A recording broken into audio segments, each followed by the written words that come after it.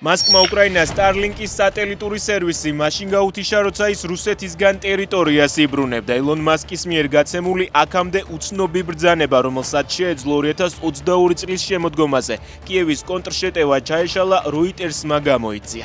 ინფორმაციას ადასტურებენ კომპანიის მოქმედი თანამშრომლები და მოქმედი სამხედროები. მასკმა გამოცემას კომენტარზე უარი უთხრა.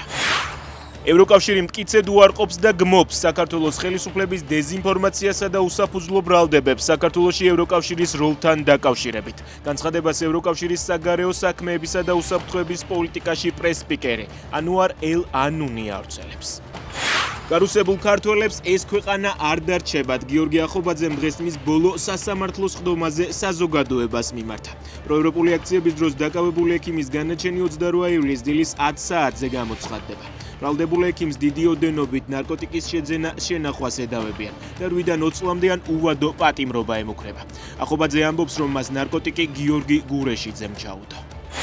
უკრაინაში დაღუპულ ვალერი ბაძაღუას საქართველოში ჩამოასვენებენ და წალენჯიხაში სამხედრო პატივით დაკრძალავენ. ამის შესახებ სოციალურ ქსელში წალენჯიხის ვიცე-მერი თამარ ბელქანი აწერს.